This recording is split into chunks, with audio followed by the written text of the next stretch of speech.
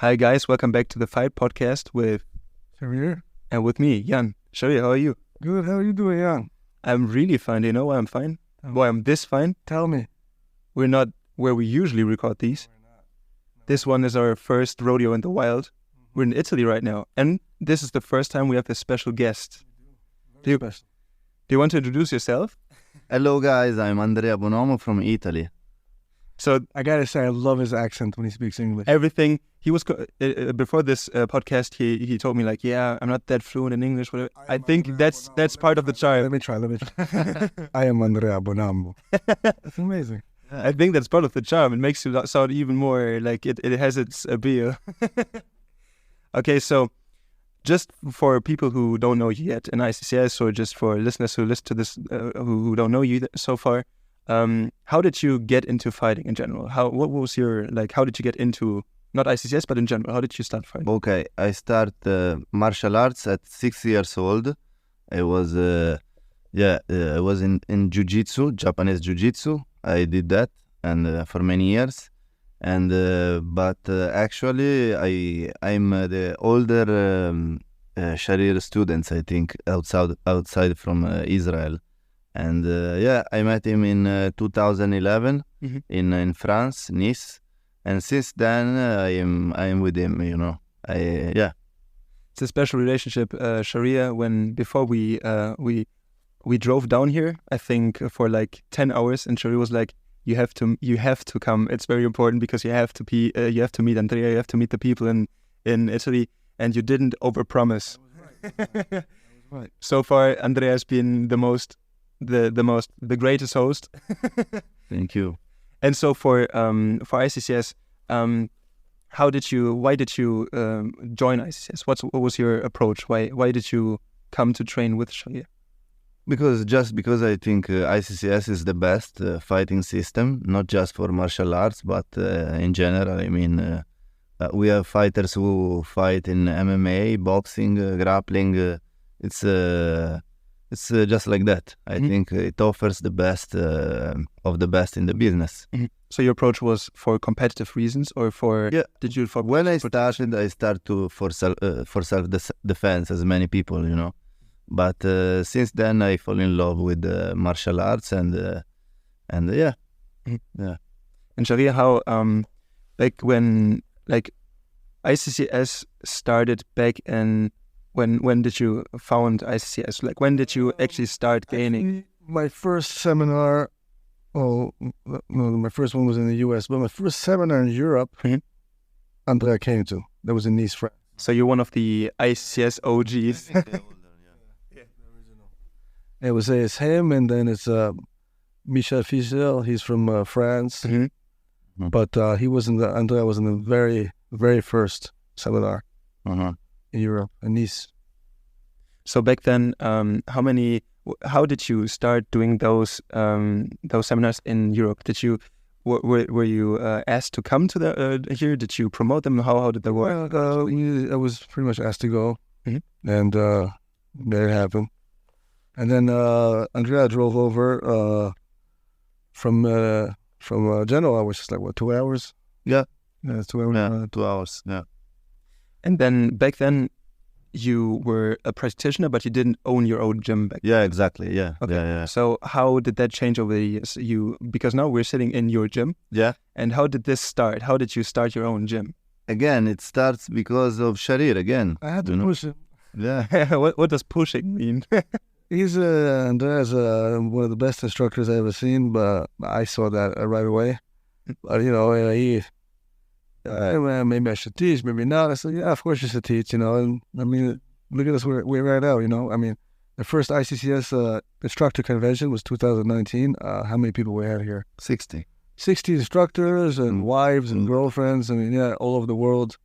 Pretty amazing. We did it here in Genoa, in his gym. It's a pretty amazing thing.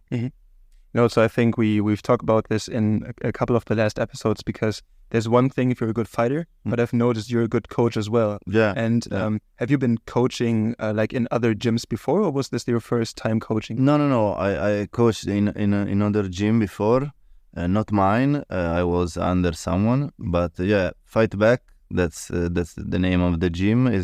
It's my first gym that I own. Mm-hmm. Okay. When did you open up Fight Back? 2018, if I'm not wrong. Teaching before by yourself. Yeah, I was teaching before by myself in other gym. Yeah. So like seminars and. He was renting. Yeah, right. Okay. So you had rooms, but okay. Yeah. So you're sub renting one of the places. Yeah.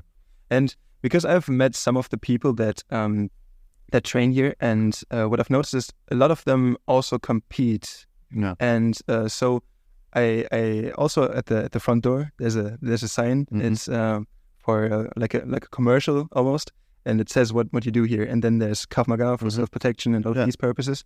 And then also you have mixed martial arts. It says it on there. So I've met some of you guys, and you told me about what they do actually right now. And a lot of what you do is you prepare guys for competing as well. So how does ICCS fit with competing? Like originally ICCS is like a self-protection thing. How does that work in competing? Yeah. It's still for self-protection, but it doesn't mean that it can work in the ring or in the cage. You know, I think it fits perfectly in a ring or in the cage. Mm-hmm. That's what I mean. I mean, people who are ICCS instructor or students are usually fighters in boxing or MMA or something else. Mm-hmm. Yeah, it's we have the credibility to do that. You know. So credibility says the people that compete for your gym. Like how at what level do they compete right now? Yeah, let's say the gym is pretty new. We have it's open since 5 years, and but we can grow. You know, we can grow the level of the students and the level of the competition that we are. We fought outside of Italy in an MMA fight. We won, but you said England, right? Yeah, England. Yeah. And I have some national champion of boxing, for example, or something else, you know, kickboxing, and yeah. So what does this question is for you, Sharir? So how does it differ from? Is everyone who competes and trains in ICCS-gym automatically part of the ICCS fighting team? So anybody who wants to compete, the idea is to kind of give them an umbrella. Mm-hmm. So like we actually had an ICCS fight team meeting, international meeting, and anybody who wanted to come came. We had people from Israel, Italy, the US, was Belgium, I think, I don't remember, France, anybody who wants it. And you see the level is pretty impressive. Many of these guys and girls. So the idea was it's just for fun, you know. And also I think it helps people grow, because, you know, you do self-defense, it's great, but after a while, you know, you want to see what you're worth, you want to see your growth. I think competition is very healthy for that. Also, competition is healthy for any fight, you know. I mean, I said this many times, MMA fight is the closest thing to a street fight. Yeah. As far as how you feel, as far as someone wanted to beat you up. Mm-hmm. So I think ICCS, they kind of put their money where their mouth is. Mm-hmm. You know what I mean? And look, well, we could, we do self-defense, but, you know, we'll fight you anywhere. We'll fight you in the ring, in the cage. We'll fight you in the street. And it's kind of what ICCS fight team proves right now, yeah. And I think also what I've noticed is when students start doing MMA, because in the early days, someone who has no experience in MMA, for instance, like who do like Krav Maga combatives or something like that, sometimes they're overwhelmed by the fighting on the ground and the wrestling. It happened today in the seminar. Yeah. We saw that. There were guys from, I don't know where they're from, nice people. Mm-hmm. But obviously you can see that they're really lost. But also, you know, I mean, you can see the difference in the level, you know, with them and ICCS students. I'm not talking about the instructors. Mm-hmm. The level was, I mean, some of the instructors that came, the students kind of handled them pretty easily. Mm-hmm. And also I think because you might think, okay, I do this stuff and I'm fit for the streets, but I think the most important part is to understand that most of the stuff you do in MMA is applicable in all other areas. You need to understand leverage. You need to understand how to put your body weight. With the knife fighting, with multiple opponents, with everything. You know? Also, if I can hold you down and beat you up in an MMA fight, I could do it easier in the street. right, against an unprofessional. Yeah. So you have to, there's levels, You've seen a lot of that today or the last couple of days where people, you have a lot of understanding for leverage, for how to gain access to certain spots, how to put your weight. And you said that a lot of times, like, if I'm landing here, I'm dead. And that's kind of what applies to the street as well. Like if you're doing Krav Maga for combative, like the street purposes, or whether you do it for competition, it's kind of the same rules because it's the same principles. And the better you get in drills, the better you get in MMA fighting, that applies. But it's not only that.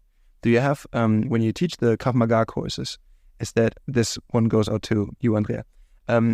If you teach Krav Maga courses, do you basically do only MMA and explain how to apply it to the streets, or is there more to the Krav Maga lessons that is different from the MMA lessons? How are they different with you? Yeah. Also, it depends if it's a private class or it's a normal class. Mm-hmm.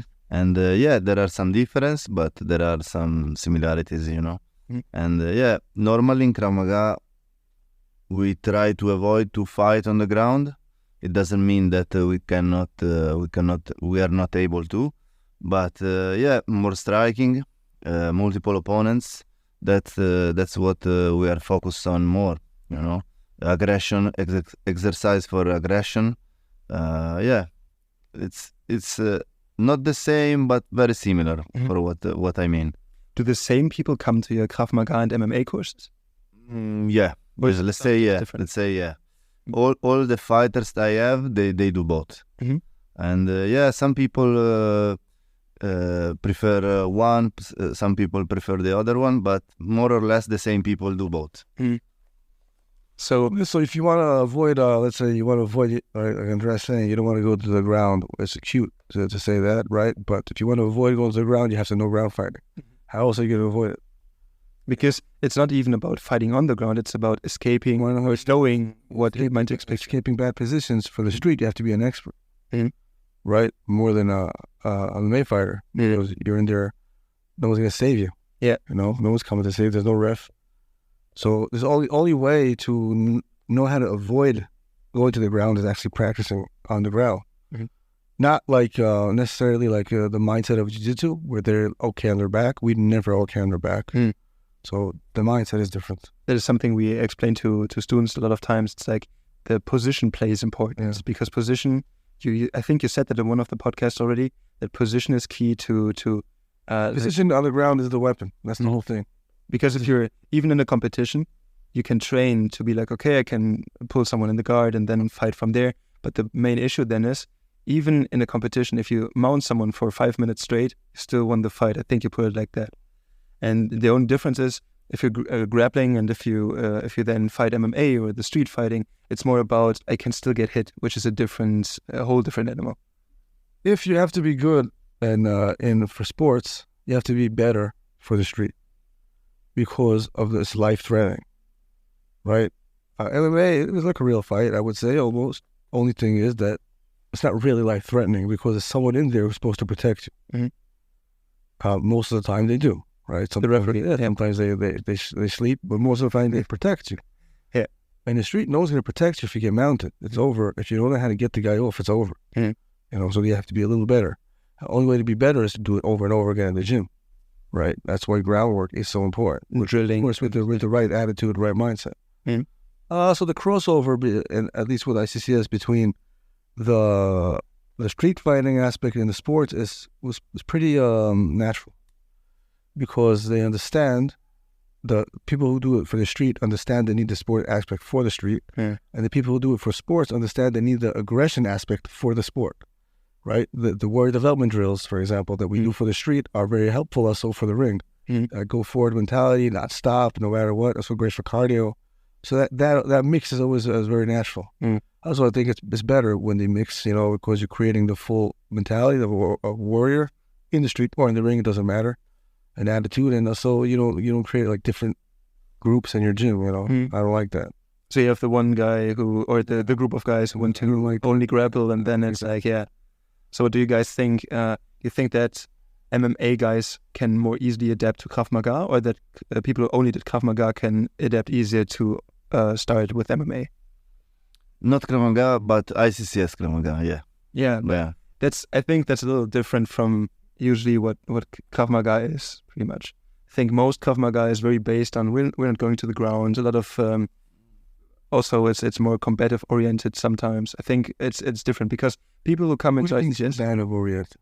Combative, like it's, I don't know if it's like in the US also a thing, but in Europe combatives is like a very like you see, for instance, like it's there's certain groups that claim. So if you're let me just get what you're saying. If it's combative oriented, so they don't go to the ground. No, I mean most of them are pretty strike based. So they don't go to the ground. There's little fighting on the ground, and is there sparring? There's simulations. I think, is there sparring? Is there like punching each other in the face? Not pads, not anything. Is there sparring? I think sometimes there is. It depends on the level, pretty much. I've never been to one of these simulators. Sparring? Are they sparring on a daily basis? The ones I know that don't. I'm not sure. Do they grapple on a daily basis? Also, I think the ones that don't clinch fighting on a daily basis.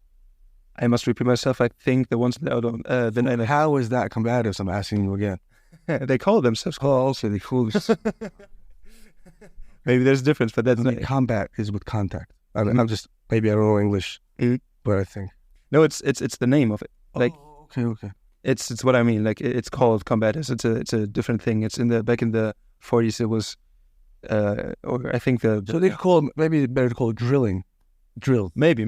But the name of the whole. This time I checked, combat is combat.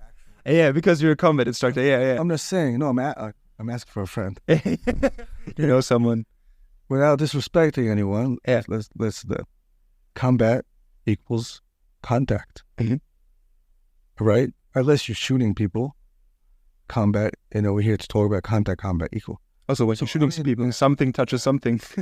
So, I mean, if I'm hitting the pad, or if I'm drilling a scenario where no one's actually really hitting me in the face, where's the combat? You're not used to the pressure. I'm asking for a friend, where's the combat in that? Is there combat in that? So it could be a drill, it could be part of your training. But if, I said this today in the seminar, if you remember, you could drill all you want. Anything you want. Drill, whatever. If in the end of the day, you lift up your chin while you're getting hit because you're nervous to try to get your head away, a lot of beginners do, you get knocked out. The only way you can learn to keep your chin in is by sparring. It's by getting hit before, right? Yeah. So, okay, so where's anyway. Yeah, it's about the conditioning too. It's about being used to fighting MMA, yeah. Exactly. Fighting. It's what you're used to fighting. Why you got to put that man there? Yeah. You're used to fighting. What's the difference if someone's punching you in the street or punching you in the ring? A punch. It hits your jaw, you're going to get knocked out. So you can see it, you saw it today with people who don't spar, right? Every time there's a drill with contact, not a combative drill like you called it, but contact. Well, your job is to hit me, my job is to hit you. You see them, their eyes closed, chin up, right? Trying to protect their head in a weird way because they're not used to contact. So bottom line, I mean, if you don't spar, that's what's going to happen to you. So you could practice getting out of this hold or that hold or shirt grabs or hitting the pad with your elbow, with your fist, screaming, being a little tough. But thing is, if you don't spar, you're going to get knocked out by anyone who does, dude. Anyone who does is going to knock you out. You have to understand that. It doesn't, even if it doesn't prepare for the street, it doesn't matter. A punch is a punch. Sharir is really passionate right now. Never heard him call me dude. That's new. But yeah, contact fight. Go.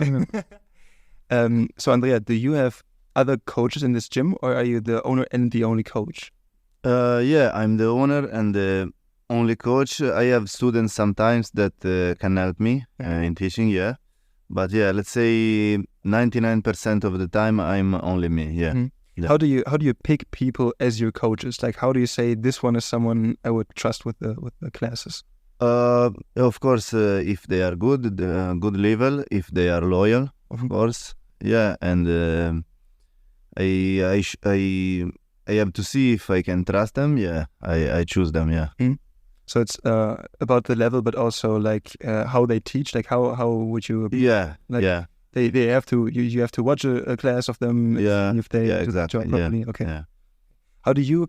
This one I direct to you, Sharir. I have to say, because people can't see who I'm looking at, so I have to keep saying, okay, this one goes out to you. Take it easy.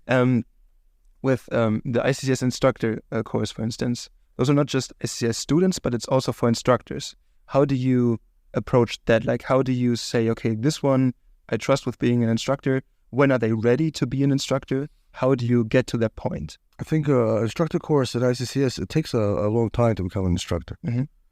It takes a couple of years. So I think by the end, this constant contact with me and with other instructors who are already instructors at ICCS, he's in Italy. They're in constant contact with Andrea, right? We have a club in, Turin, right? And I know that he's in constant contact with Andrea. But to get the help. So with time, it's a profession like anything else. You go to school to learn it. So to become an ICCS instructor, it doesn't take a weekend. It takes we meet a couple times, but also what you do in between the times we meet, that's important, So it's not just about you come in here, we don't stuff your information into you and go, talk. No. Yeah, and because if it's a process and you take this time, for one, that people are committed, and also you see if their personality matches what you expect from people who teach ICCS. Yeah. And at what point, like when people open up a gym, there's the head instructors of a country, let's say for Italy or for France or for the director of the country. The director of the country. Yeah. What role does he play in other people opening up gyms? In their countries, he helps. He's usually a senior instructor. And they need help with how to teach. Sometimes with the marketing of the place, how to get more students. That's the directors. He helps them. ICCS is like a family, to me at least. That's how I see it. So we help each other. So senior instructors is what you call the level 4 ones, right? With the ICCS instructor levels, like there's 4 of them. Or basic instructor level. Right, so you have the 1, 2, the third is a basic instructor level. Then you have instructor level 2, which is like the 4th. There's not many instructor levels. Because I think that's one of the first thing I learned about you. Like I learned your name, that you're from Italy, and then I also learned that you're a full instructor, because there are very few of them. Yeah. And so that's something. Like how long were you part of ICCS before that happened? It takes many years. And I think maybe in Europe we are like 5, not more, I think. We're instructor level 2. Yeah. Right now it's you, it's Pedro, it's Michel, Sergio. Yeah. Yeah, that's for yeah.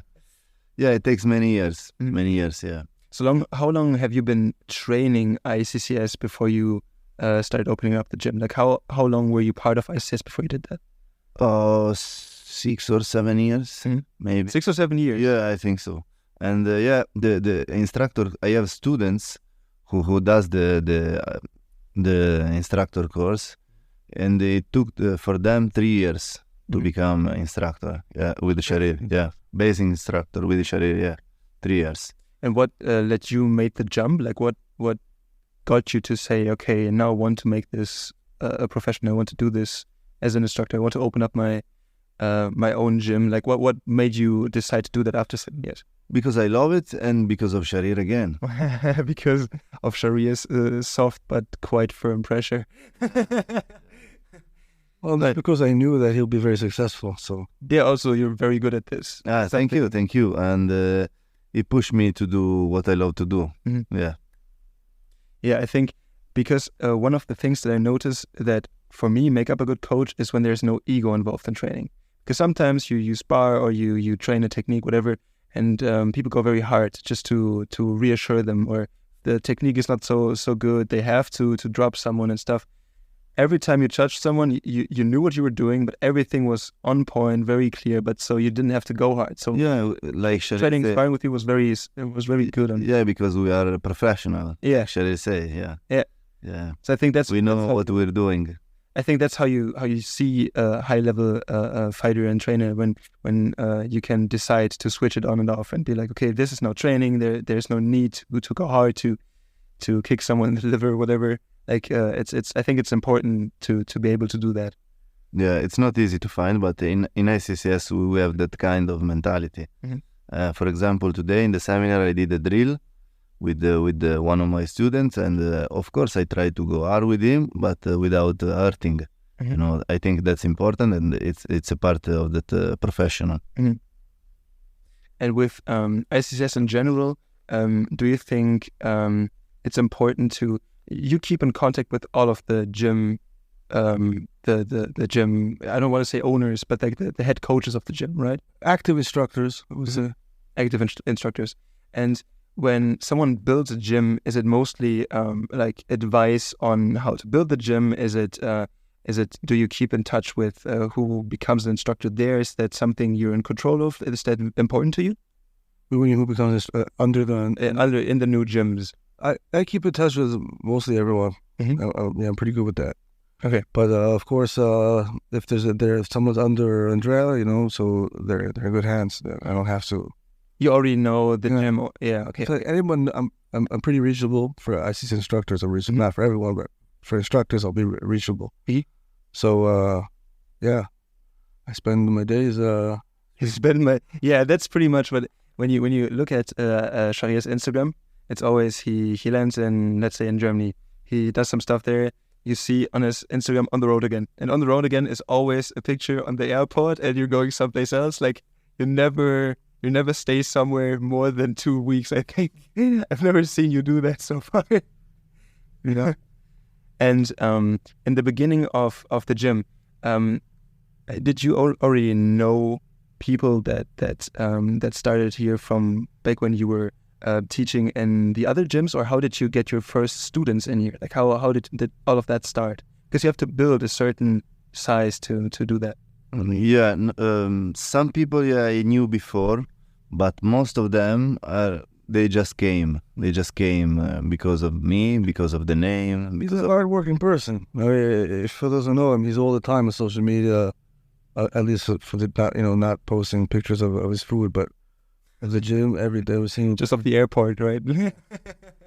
Every single day. So yeah. So mostly you had some people, but then word got around, you open up a gym, and then it's connected like that people just come here.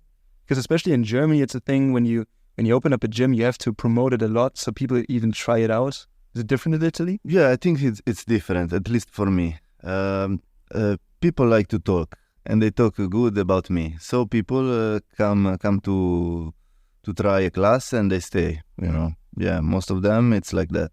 Yeah, not because of marketing on social media, but because they talk each other. They find a good place to come to train, and it's like that in Italy. Yeah, I think if you do a lot of promotion, if you have a gym with a couple of hundred people, you don't get to know every single one of your students anymore. I think it gets less personal at some size. If you have trainers that kind of do that part, like, it can still work out. It can still be a very close-knit community. But especially, as you said, you give all the training here pretty much. Yeah. So if you had like an intense amount of people that don't really know you for you, but just come here because of some marketing, I think that it gets less.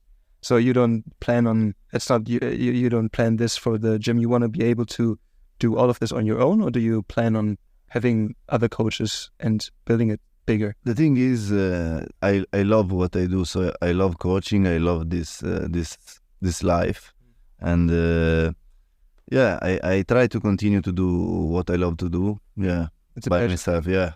I think that's important. I think pretty much all of the people I've met so far that have their own ICCS gyms are like that, because if not, it doesn't really work with ICCS. I think you kind of look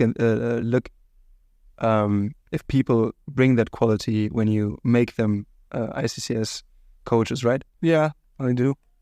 A few qualities I look for in a person. not going to go through them right now, but usually I'm right. Sometimes I was wrong, but I'm usually right about the place. I think because usually the people who come to ICCS when they contact you, because that's something you guys met at a conference or something, like you A seminar. So you just gave an ICCS seminar here, and you kind of went there because you're like, okay, ICCS, never heard that before, because it was very new back then, right? So that's how it started. Like people had good intentions or said good things about Sharir, and that's how you came here, and I think that's how that whole stuff spreads so far. And if you like at the moment, with like how many students do you have in this gym? Do you know? Depends on the month. You know, we are like 100 people. Let's say. Plus, I do kids. Training for kids and teenagers. We have a lot of people here. Yeah. How do you differentiate like the training you give for kids? Do you do MMA and Krav Maga separate as well, or is it just for the adults that you separate those two? Yeah, I do both. I do both. I have like a training class who is for children to 4 years old to 8 years old. So yeah, and they do like anti-bullying stuff, you know. They learn how to throw a punch, how to avoid a punch, how to fall, how to break a fall, you know. And it's they start martial arts, let's say, and they try to defend themselves. You see, but what he said though, anti-bullying, they learn how to throw a punch. I see the approach. It's very hands-on, the approach. So it's you do the basics, and then when they go the into basics.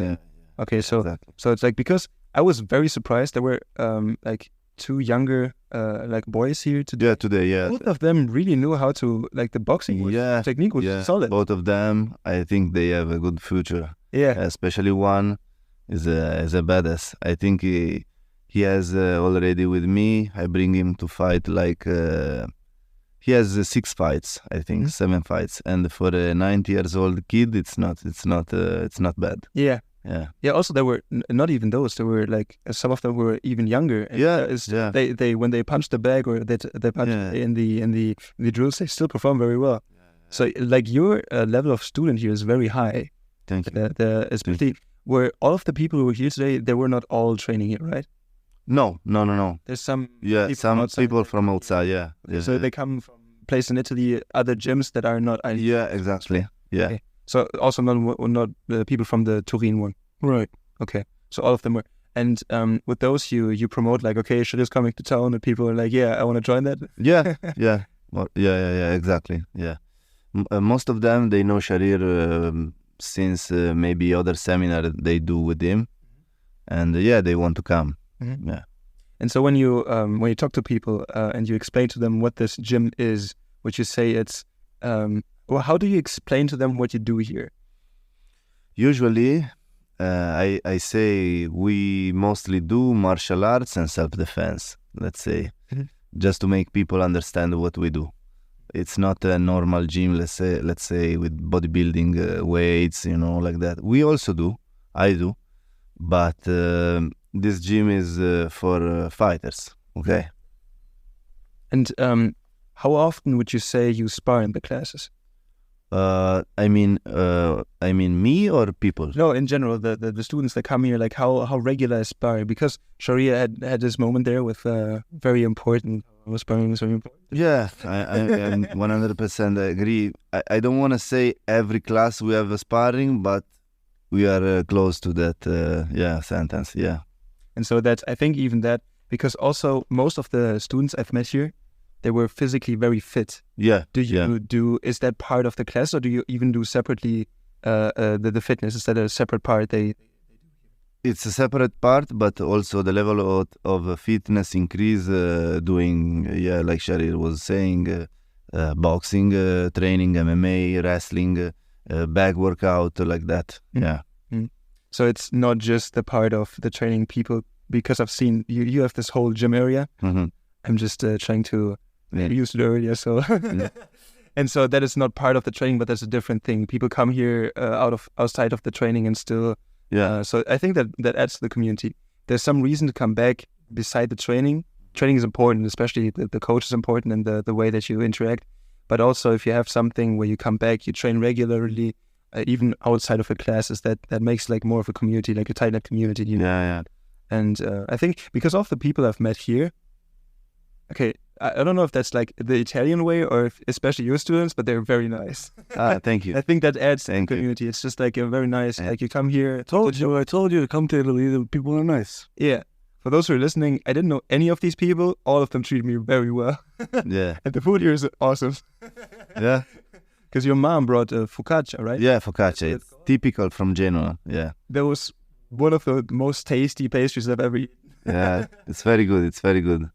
And also, every time, usually when there's ICCS seminars, we go out to eat every time, like, especially on the weekends, the first and the second day, because usually the second day is on a Sunday. So stores are usually not open, whatever. And you go to eat. It's not at the level as it is here when we go to other places. Like Italy has its own way to go about food. Yeah. They still care a lot. Yeah. So there's 2 gyms in Italy so far. Yeah. We used to have 3, but COVID and other stuff. How it works. Now we have two gyms in Italy under the ICCS curriculum, and How did you cope with the COVID stuff? Where I'm from, they pretty much they locked traffic down. You couldn't go to the gyms anymore. Yeah, it was a very bad period. Again, I have to thank Sharir to push me to not to give up. Did you use online or how did you do it then? No, here in Italy, I must close the gym for many months. I had to come back to the old job, which is in the private security again to make money. And I was in the point to give up the gym, but again Sharir in a phone call told me what. We don't give up. You get so so I didn't, and I'm here again. Yeah. You have a way with motivating people, He's bigger than he was before COVID, right? So yeah, true. It's not just about you being like, no, ICCS has to persist. You actually told him to continue, and now it has grown so far. Yeah. Well, he continued to.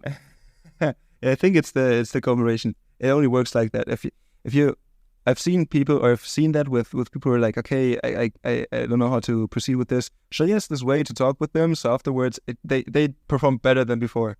I think it's those kinds of phone calls. I've seen 1 or 2 of those. It's like people are like, yeah, fuck it, let's do it. It's like